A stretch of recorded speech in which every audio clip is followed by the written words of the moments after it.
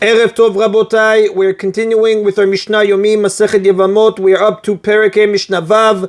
Today's Mishnah should be Leilu Nishmat Neria ben Svetlana Ranbai Eliyahu ben Burcha Israelo ben Chana bad Miriam Menuchatam began Eden Amen Elavdi ben Chaim lechaim v'lerefuah shelemav Daniel Shalom ben Rosa b'tor Shah Cholei Israel.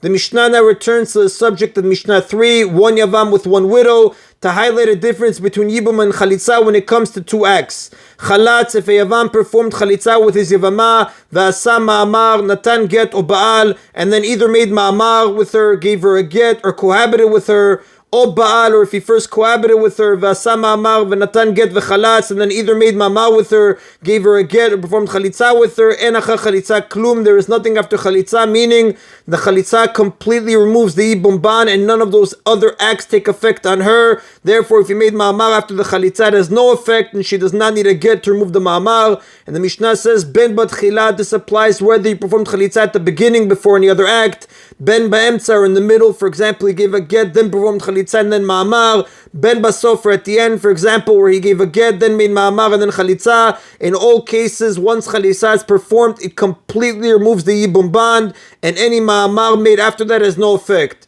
Va'bi'ila, but with respect to cohabitation, Bizman shi batchila, when it is performed at the beginning before other acts, en achre klum, there is nothing that takes effect after it, since it completely erases the Yibum Ban. Therefore, if he cohabited with one widow and then made Ma'amar with the other one, the first one is his full wife, and the second has no further connection with him and does not need a get to remove the Ma'amar.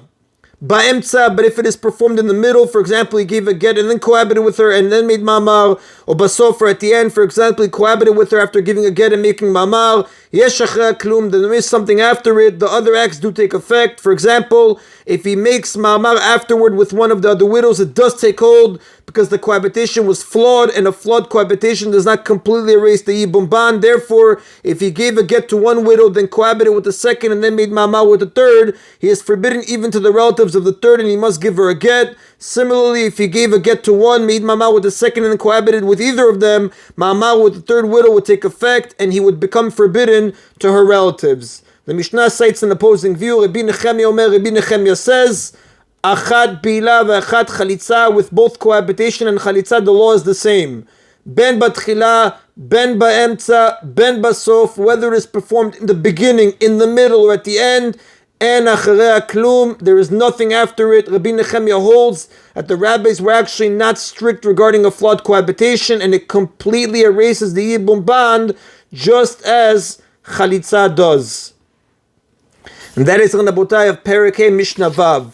We continue now with Perek Vav, Mishnah Aleph. This Mishnah teaches that the act of cohabitation accomplishes Yibum, even if the Yavam or the widow did not intend it for Yibum. Habali vimto, one who cohabits with his Yavama, ben b'shogeg, ben b'mezid, whether mistakenly he thought she was a different woman, or deliberately he knew she was his Yavama, but his intention was not for the mitzvah of Yibum, rather he did it merely for enjoyment. Ben be'ones, ben beratzon, whether he was forced to cohabit with her, or he did so willingly for the sake of Yibum. If he intended it for Yibum, it's obviously a valid Yibum, and the Mishnah will not have to mention it. The words ben beratzon are added here only because the expression ben be'ones, ben beratzon is a common legal phrase. So again, ben be'ones, ben beratzon, whether he was forced to cohabit with her, or he did so willingly for the sake of Yibum, afilu shogeg v'mizida, even if neither of them had the correct intentions. For example, he was mistaken and she was deliberate. He mistook her for a different woman and she recognized him, but her intention was not for the sake of the mitzvah. Hu mezid v'shogeged, or he was deliberate and she was mistaken. Hu anus v'lo anusa, or he was forced and she was not, rather she was either mistaken or deliberate. He anusa v'lo anus, or she was forced and he was not, rather he was either mistaken or deliberate. And even if both of them were deliberate, mistaken, or forced, Echad amarem, whether he began the act of cohabitation and did not complete it, even the beginning of a cohabitation is enough to create a valid yibum. This is derived from the laws of arayot, with whom it is forbidden to have relations with. Just as the beginning of a cohabitation is as punishable as a complete act with respect to these forbidden unions, like we'll see in the next Mishnah B'Shat Hashem, so too in regard to yibum, it is considered the same as a complete act. So the Mishnah says, Echad amareh, whether he began the act and did not complete it, v'echad gomer, whether he completed the act of cohabitation, kana. In all of these cases, he has acquired the Yevamah as his wife and has fulfilled the mitzvah of Yibum. Therefore, the Yavam acquires his brother's estate, like we saw in chapter 4, Mishnah 7, and she can be released from him only through divorce and not chalitza. Unlike in ordinary marriage, where both the man and the woman must intend for the action to take effect, Yibum is valid even if neither the man nor the woman intended to cohabit for that purpose, and this is learned from a biblical source that the commentaries discuss.